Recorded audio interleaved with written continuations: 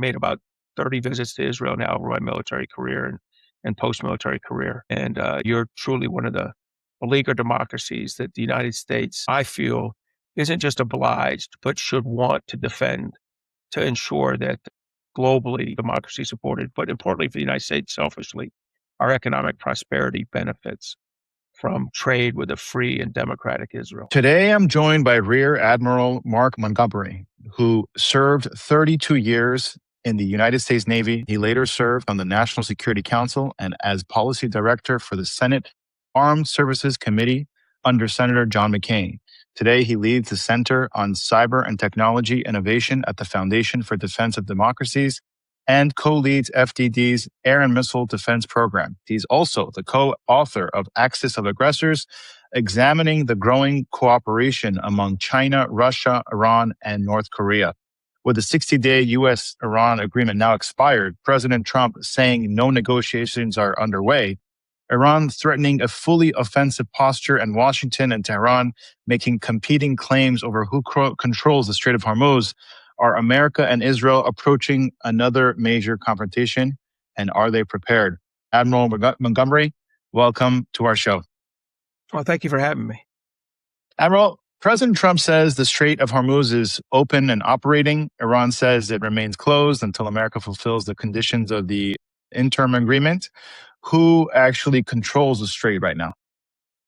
Well, look, both Iran, by dint of geography, and the United States, by dint of having a powerful navy, can stop flow through the Strait of Hormuz. Probably the only two countries who could cleanly do that. Neither, Iran can't restart flow. In other words, they can't break the blockade.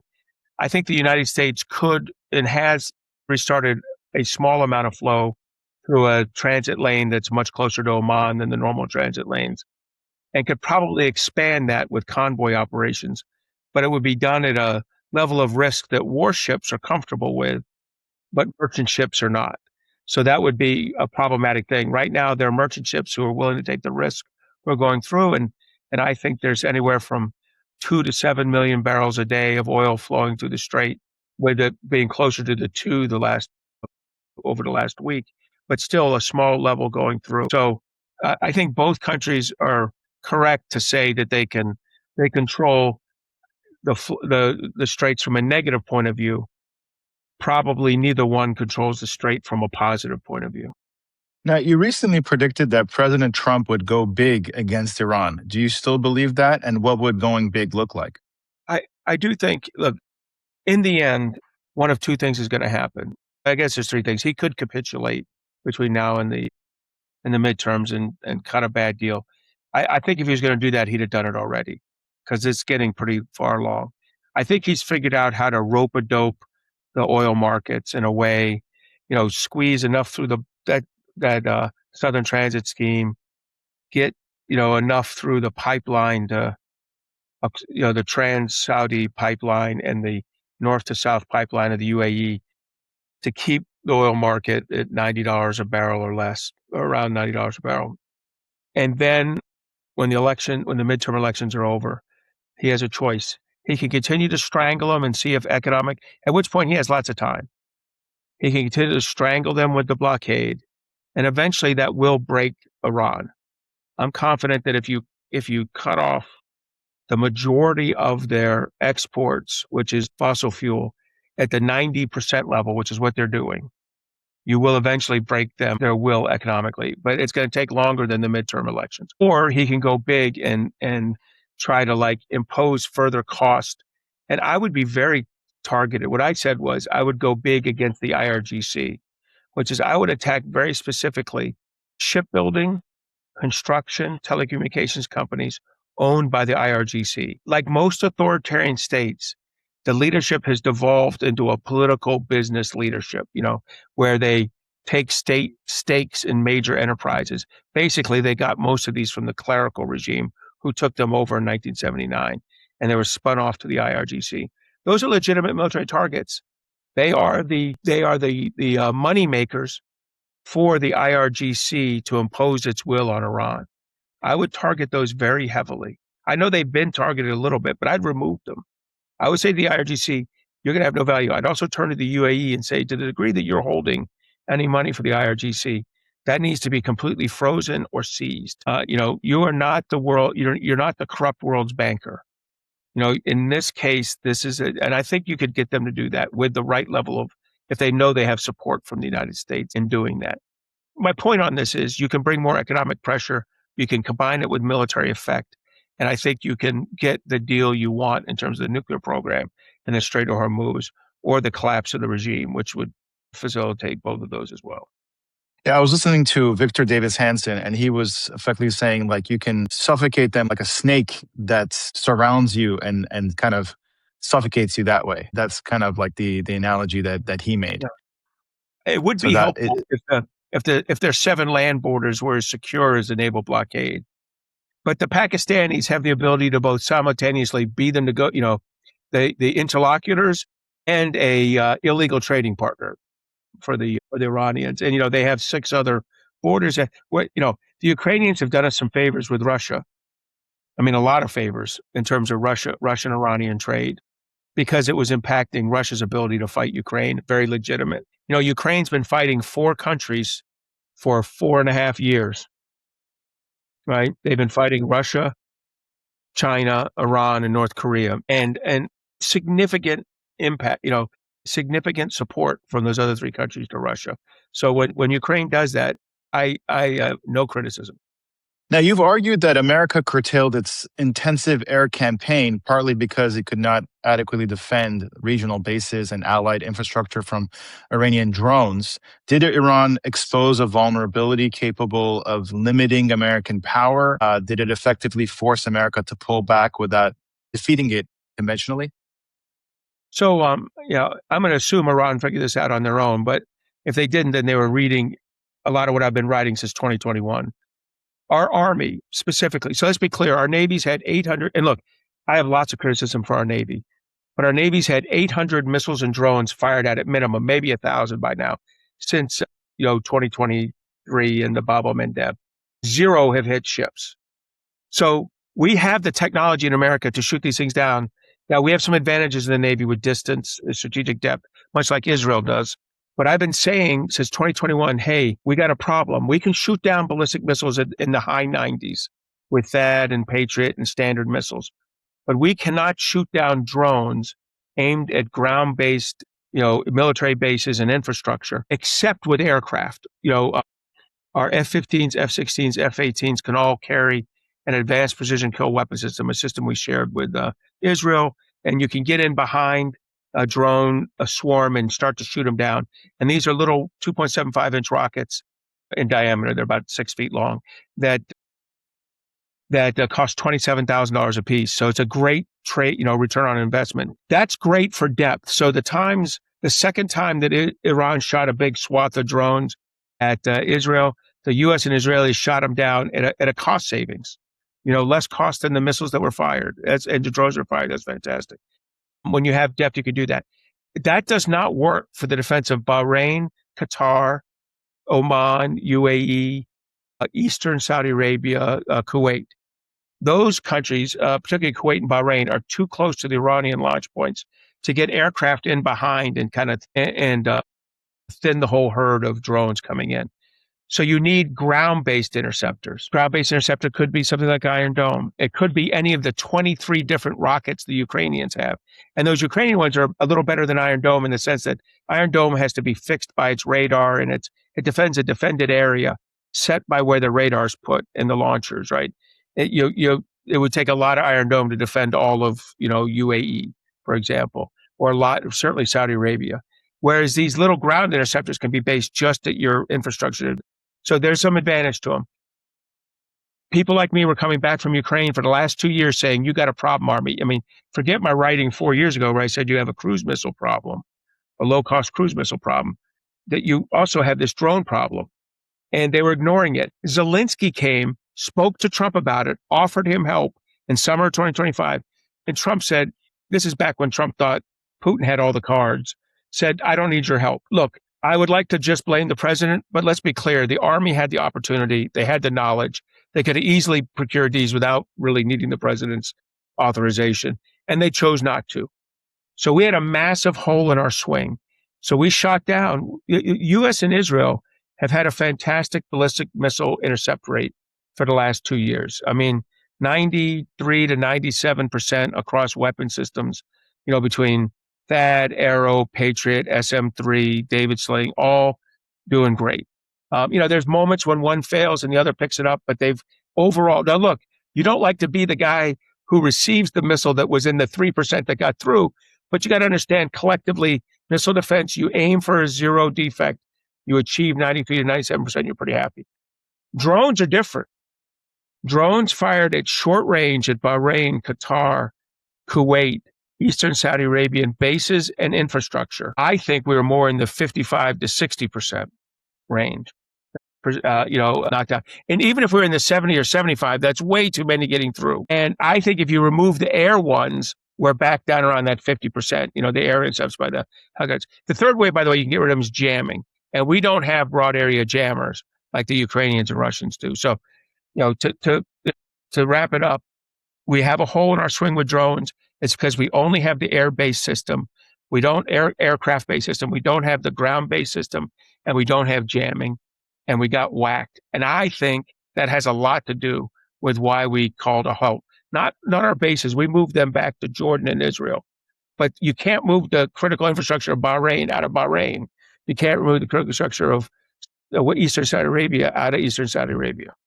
Now, your new book documents hundreds of instances of cooperation amongst China, Russia, Iran, and North Korea.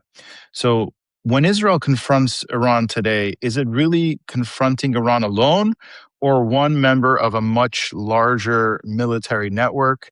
And what convinced you that this is a genuine Axis partnership between them? So look, this axis of aggressors is the four countries. It's a transactional access to a lot of it. It's still 6 bilateral relationships.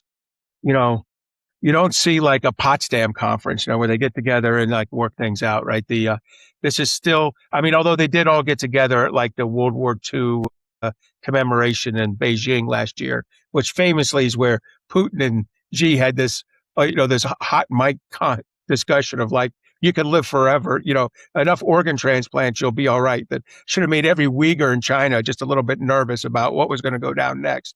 But, they are a series of bilateral transactional partnerships, but it is really on steroids. We document in the book upwards of 700 military, economic, cyber, or technology transfers. Some of them are jaw-dropping. 6 million rounds of North Korean ammunition or mortars to Russia. That's more than we've built in a couple decades in America. And that was the world's second largest owner of ammunition, sending ammunition to the world's first largest, owner of ammunition, Russia. But they'd expended so much in the first year of the war, they were needing some. So when I'm in Ukraine, I think the general ammunition exchange rate is still 6 or 7 to 1, from Russia versus Ukraine, maybe higher, so, it matters. They're also giving them ballistic missiles now. Famously, they gave them 12,000 troops that fought in the Kursk invasion, where Ukraine burst into Kursk in Russia and was eventually beaten back out. North Korean troops were part of that. And allegedly 30 to 50,000 new North Korean troops are getting prepared to come into combat, on behalf of Russia. The Shahed drone contribution from Iran to Russia can't be underplayed. It was thousands of Shahed drones, plus the blueprints to build Jiran drones, which are slightly better than Shahed drones. Some are now rocket-powered. And Jiran 2, 3, and 5, there have been tens of thousands of these fired. And of course, you've got our friends China backstopping the whole thing economically. So as Russia lost trade partners, they increased imports and exports 30%. They provided the microelectronics that build Russian cruise and ballistic missiles. So every Russian cruise and ballistic missile that we find the fragments of now in Ukraine was built in the last 4 or 5 months, or is North Korean. But the Russian ones are 4 or 5 months old with Chinese parts in them. So those are 3 transactional things. I have to say, the give back hurts. Allegedly, Russia gave back to China submarine quieting technology, the singular most important technology that differentiates the U.S. military from the Chinese military. Our ability to operate submarines at will, in the first or second island chain, and our ability to hunt Chinese submarines with ease.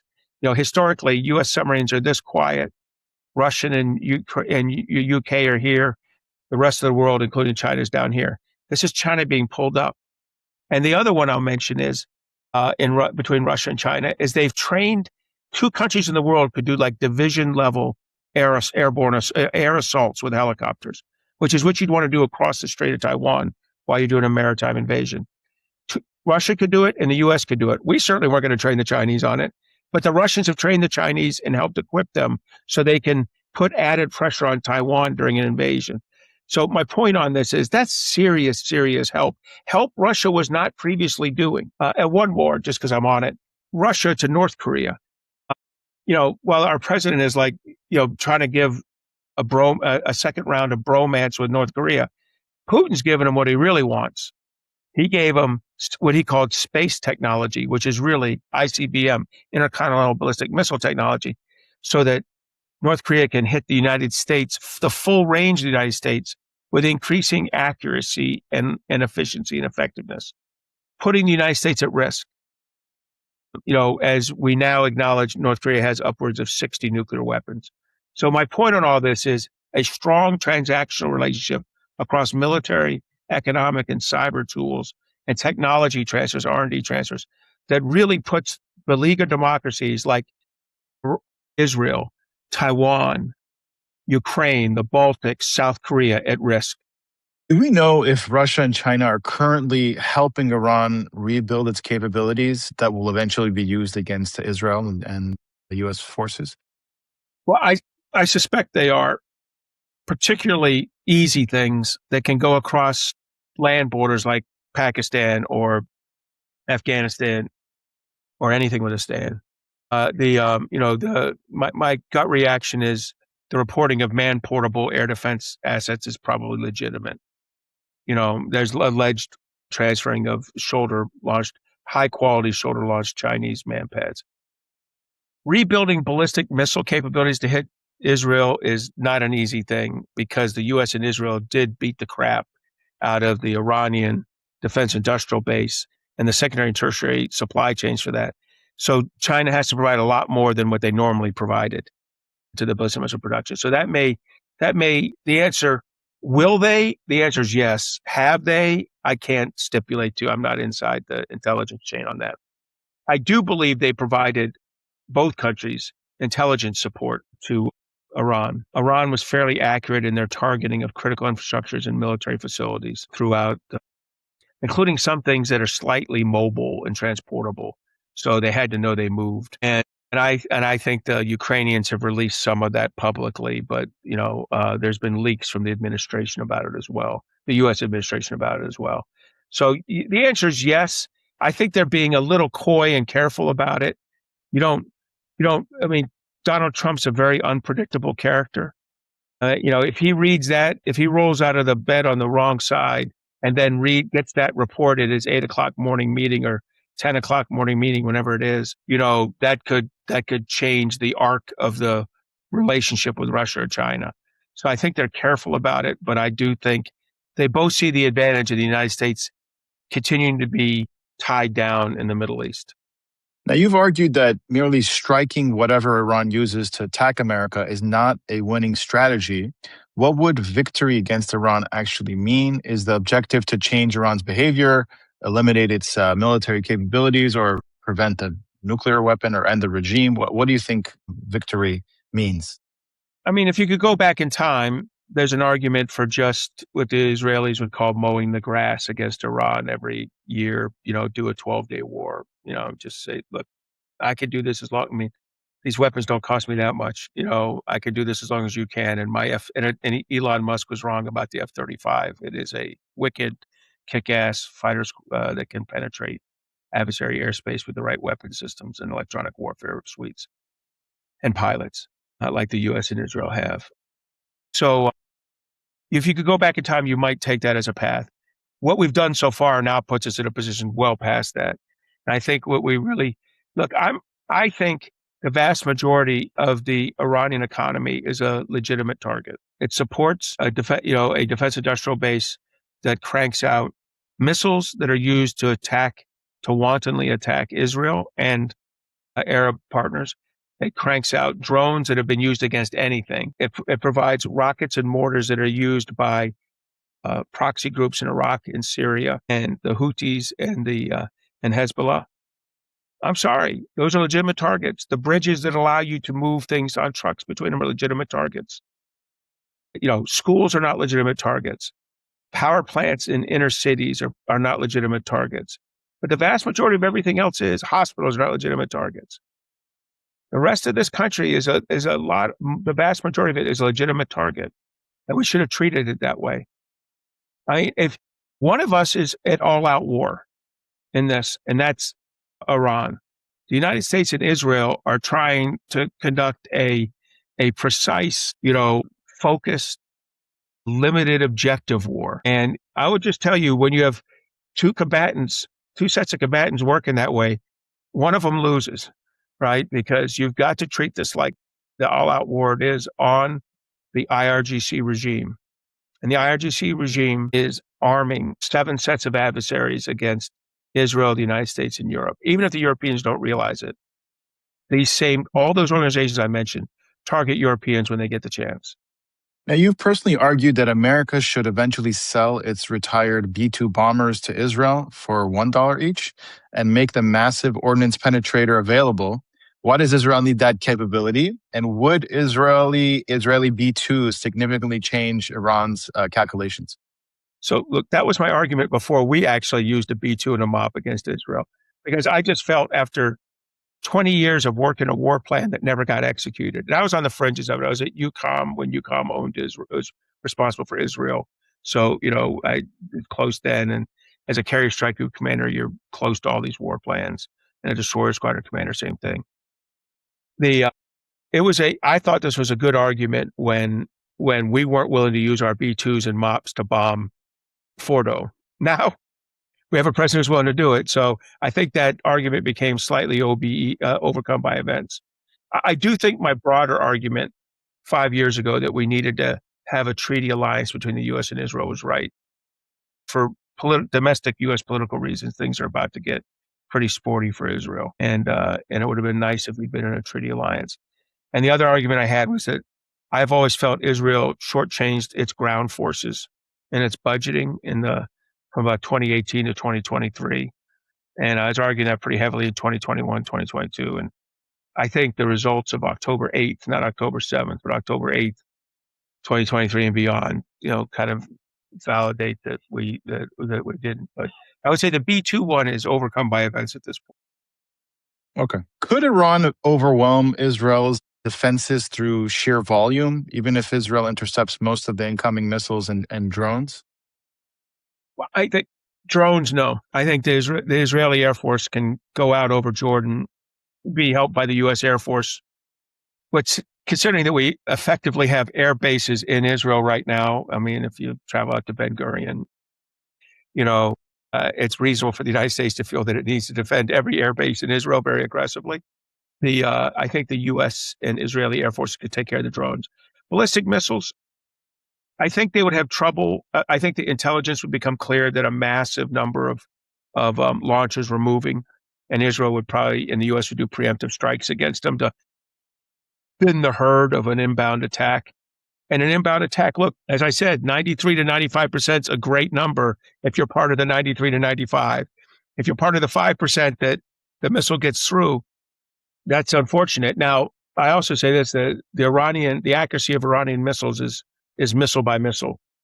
So even when they get through, sometimes they get through because missiles become unstable in the last little bit of their flight, and they're very hard to target. I mean, they don't hit the intended target, but they hit something in Israel, and you hope it's dirt and not residential buildings. But on occasion, they do that. So look, could people be killed? Absolutely. Is it necessary for the United States to maintain Aegis ships off the coast of Israel to support in that defense? Yes. Is it necessary? Should the United States maintain THAAD launchers in Israel to support? Yes. And is it necessary for Israel to continue to produce arrows at the maximum rate possible? Yes. And if all those things happen, and look, the Israelis have been, there's speculation, I think a little bit of reporting that Iron Dome is effective in some elements of just, if you randomly shoot a ballistic missile that reaches certain aspects, technical aspects, and it's, and the Tamir is available, it might get shot down. I wouldn't rely on that. That's a place where I would not put my house underneath that defense system, but I would put it under an Arrow defense system. I think Arrow, the Standard Missile 3 particularly, but also to a lesser degree THAAD and Patriot's been very successful, although it's not the right missile for the defense of Israel because of the types of range that are being fired at it. But I think, I consider to believe it's safe to the degree the Israelis expect, which is Israelis expect to be attacked. They expect some things to get through, and they expect to have the resilience to take it and then administer a cost imposition back down the threat axis.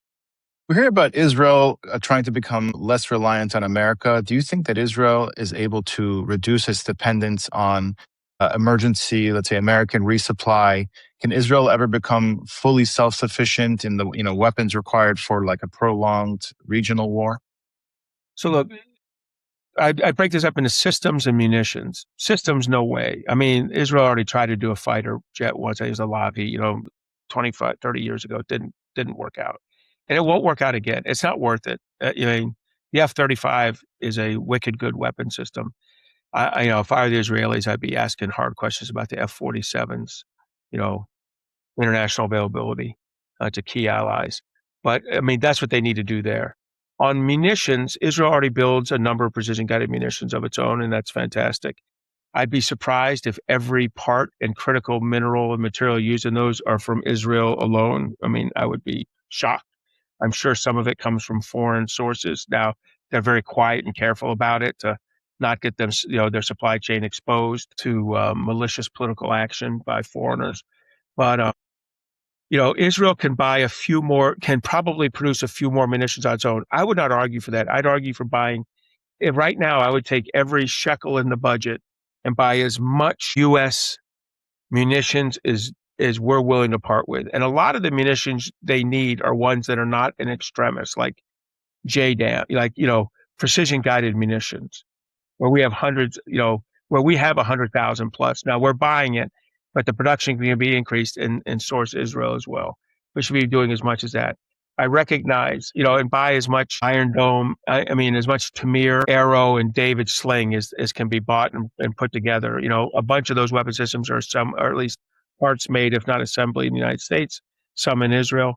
But I would be going for maximum purchases right now to get the armories maxed out. They should be complaints that every weapon station is 100% full, that kind of thing. And they're not there at all. So that's what I would be concentrating on. When you get a breath and time, start thinking about how do we shift our defense industrial base. I would not try to do both of those things together. I would go for maximum munitions while you have a president that's willing to transfer you what's available. Now, you've estimated that Iran's nuclear program may have been set back 5 or even 10 years. What evidence gives you confidence in that assessment? And is there any uncertainty about the location of Iran's enriched uranium? Yeah. We don't know. When the president says nuclear dust or radioactive dust, it does not help the description of the problem. Look, I think this is a very sensitive issue to discuss in the open, but I think in general, the setting back of the 5 to 10 years, my assessment of that, and I think 5 solid. I think it's based on engineers killed, scientific stations killed, fabrications destroyed, supply chain destroyed, and some of the actual, the centrifuges destroyed, the actual enriched uranium, caskets damaged and destroyed. When you collectively add it together, I think it's 5 years worth of damage. Now, look, that's collective. That's the Fordo. This includes Israel's 12-day war, the 1 day of Fordo strikes by the U.S. Midnight Hammer, plus the 40 days of combat. I think that's how you get to 5 years. I think a lot of it was done in 2025. But if Russia, China, North Korea helped them, wouldn't they be able to rebuild a lot quicker than that? Historically, that's a tough one for Russia and China. That has not been their objective in their relationship with Iran, was to build Iran a nuclear weapon. Their objective was to make Iran an irritant to the United States.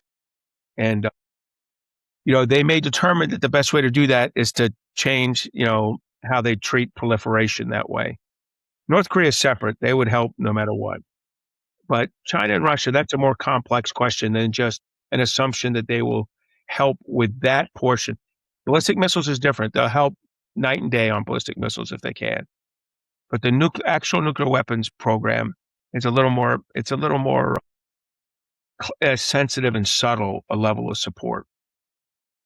It's not the kind of support that makes up 5 years in 1 year. Maybe you can get into a little bit more detail about why China and Russia want Iran to be an irritant for the U.S. Because it ties down our forces in the Middle East. I mean, look what's happening right now. We have 18 destroyers, give or take one, for the last 6 months, 2 carrier strike groups, 6+ extra fighter squadrons, a large percent, a plurality of our THAAD and Patriot launchers, all in the Middle East.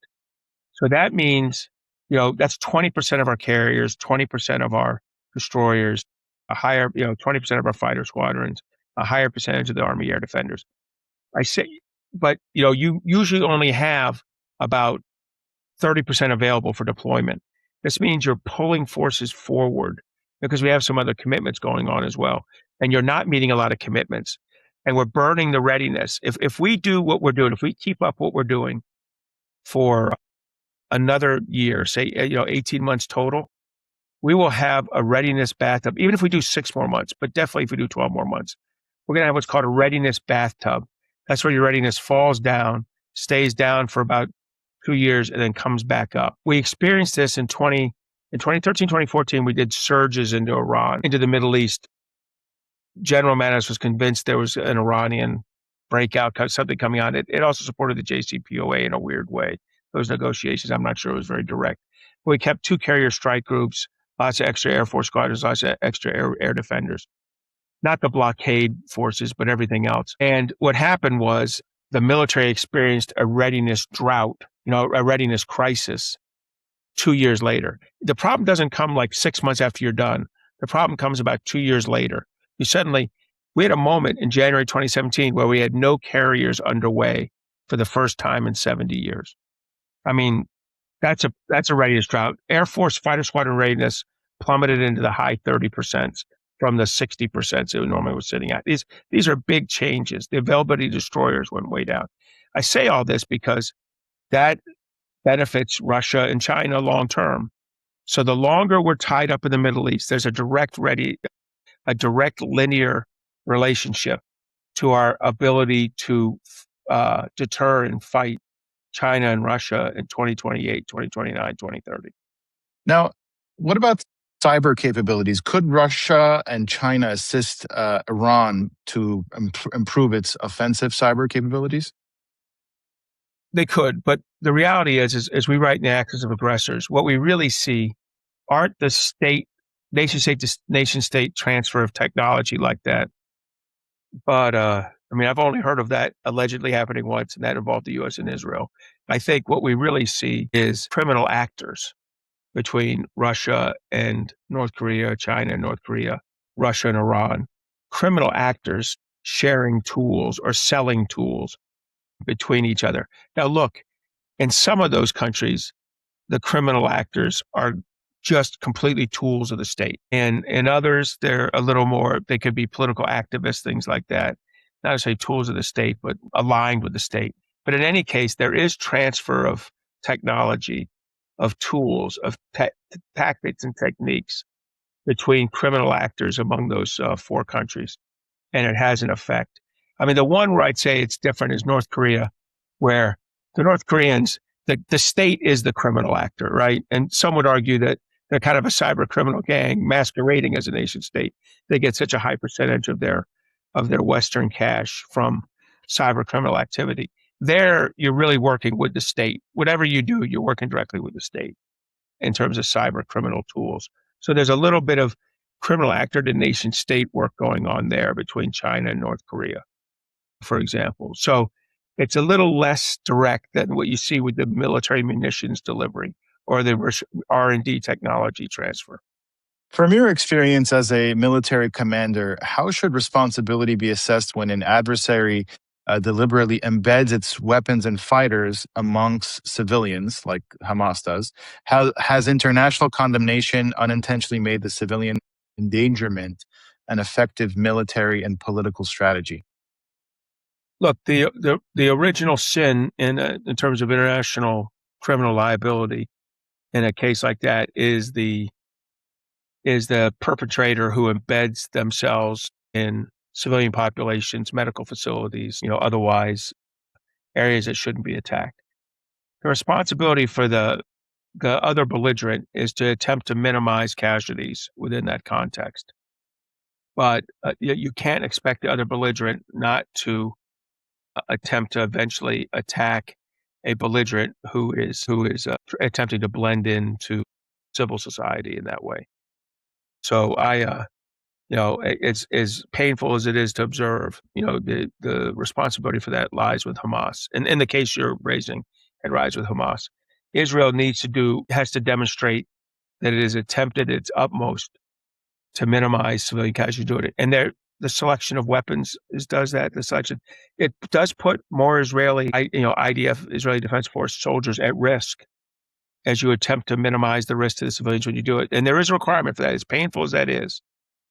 If it's clear that a more proportionate, a different type of proportionate weapon would minimize civilian casualties in that case, and you could still accomplish the mission, then that's what you need to do. And I think Israel has largely adhered to that principle. And I'm not aware of them not adhering to it.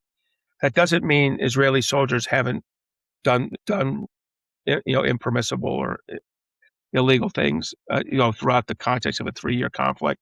And the responsibility there, by the way, is for Israel's military, the IDF, to identify it, investigate it, and prosecute it. And I think they do. I think that's the reason we don't belong to the International Criminal Court. As we say, we have a uniform code of military justice. When we make a mistake, we identify it, we investigate it, and we prosecute it, if appropriate. And I feel the same way about the IDF. I don't like political involvement with that. Cabinet ministers shouldn't weigh in on it, ever. And too many Israeli cabinet ministers do. U.S. presidents shouldn't weigh in on it, ever. Too many at least one U.S. president does, and he shouldn't in U.S. cases, as does some of our cabinet members. But in both those cases, that's unhelpful. The litmus test is, do you allow your military to identify, assess, investigate, and prosecute as appropriate these cases? And I think broadly, Israel and the United States do that. Differently, would the United States have prosecuted this war in Gaza than Israel has done in the past 2 years? I'm not sure. We've had the luxury of not having to think about, the rump state of Tijuana, holding terrorists and attacking the United States. I suspect, it's hard to say. But we just have not had. We don't. Our homeland defense problem is ballistic missiles, cyber, terrorist. Unique terrorist events, not the problems that you face from Hamas in Gaza. So it'd be unfair for Americans to judge Israel on this. Doesn't mean they don't, but it would be inappropriate. Admiral, I want to thank you for your time. How can people find you, read what you write, purchase your book? Anything you'd like to plug, or more than welcome to. I'm at the Foundation for Defense of Democracies. As I said, I write a lot on Ukraine, where I spend about 2 to 3 months a year. A lot on Taiwan, where I spend 2 to 3 months a year, and a little bit on Israel and the Baltics, where I spend a bit less time. But we have a book out from FTD, myself, Brad Bowman, Elaine Jasinski, called Axis of Aggressors. You can get it on Amazon, and I look forward. And you can see me at FTD. You can go and look at all the different products we produce. I really appreciate the time to be here. I do want to say that I've made about 30 visits to Israel now over my military career and post-military career, and you're truly one of the beleaguered democracies that the United States, I feel, isn't just obliged but should want to defend, to ensure that globally, democracy supported, but importantly for the United States, selfishly, our economic prosperity benefits from trade with a free and democratic Israel. Thank you, Admiral, and hope to speak to you again soon. Thank you very much.